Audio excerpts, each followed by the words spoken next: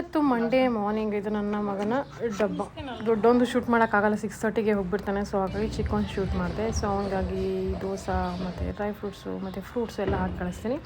So ಅದಾದಮೇಲೆ ನಾನು ಇವತ್ತು ಜಿಮ್ಗೆ ಹೋಗಿ ಇವತ್ತು ಕಾರ್ಡಿಯೋ ಇತ್ತು. ಸೊ ಹಾಗಾಗಿ ಎಲ್ಲ ಕಾರ್ಡಿಯೋಗೆ ಏನೇನು ಬೇಕು ಅದನ್ನೆಲ್ಲ ಮಾಡಿದೆ. ಸೊ ಅದಾದಮೇಲೆ ಮನೆಗೆ ಬಂದು ಓಟ್ಸ್ ಸ್ಮೂದಿ ತೊಗೊಂಡೆ. ಚೆನ್ನಾಗಿತ್ತು. ಸುಸ್ತಾಗಿ ಹೋಗಿರ್ತೀನಿ ಅಲ್ಲಿಂದ ಬಂದು ತಿನ್ನೋಷ್ಟರಲ್ಲಿ 10-10:30 ಆಗೋಗುತ್ತೆ.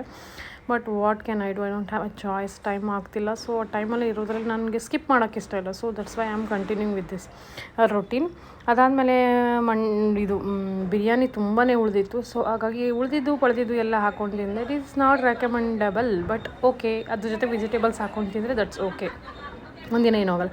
ಅದಾದಮೇಲೆ ಇವತ್ತು ಕಿಟ್ಟಿ ಪಾರ್ಟಿ ಇತ್ತು. ಸೊ ಕಿಟ್ಟಿ ಪಾರ್ಟಿನಲ್ಲಿ ಇವತ್ತು ಥೀಮ್ ಇತ್ತು, ಕಾಶ್ಮೀರ್ ಕಿ ಕಲಿ ಅಂತ. ಸೊ ಆ ಥೀಮ್ಗಾಗಿ ಎಲ್ಲರೂ ಡ್ರೆಸ್ಸಾಗಿ ಬರ್ತೀವಿ, ಎಂಜಾಯ್ ಮಾಡ್ತೀವಿ, ಜೋಕ್ಸ್ನ ಕ್ರ್ಯಾಕ್ಸ್ ಮಾಡ್ತೀವಿ. So this is how we enjoy. We eat snacks ಎಲ್ಲನೂ ತಿಂದು ಡ್ಯಾನ್ಸ್ ಆಗಲಿ ಏನಾಗಲಿ ಎಲ್ಲನೂ ಮಾಡ್ತೀವಿ. ಸೊ ನಮ್ಮಂಥ ಹೌಸ್ ವೈಫ್ಸಿಗೆ ಇದೊಂದು ರೀತಿಯಾದಂಥ kind of fun, entertainment. So ಏನೇ ಇರ್ಬೋದು ಲೈಫಲ್ಲಿ ಎಲ್ಲರ ಜೊತೆಗೂ ಇರುತ್ತೆ, ಹೋಗುತ್ತೆ, ಬರುತ್ತೆ. But this kind of change is very social change ಅನ್ನೋದು ಭಾಳ ಇಂಪಾರ್ಟೆಂಟು ಮೆಂಟಲ್ ಹೆಲ್ತಿಗಾಗಿ. So keep doing this kind of activity ಅಂತ ಹೇಳ್ತೀನಿ. ಸೊ ಅದಾದಮೇಲೆ ಮನೆಗೆ ಬಂದು ಫ್ರೂಟ್ಸ್ ತಿಂದು ಮಲ್ಕೊಂಡು. ಇಷ್ಟ ಆದರೆ ಲೈಕು ಕಾಮೆಂಟು ಮಾಡಿ.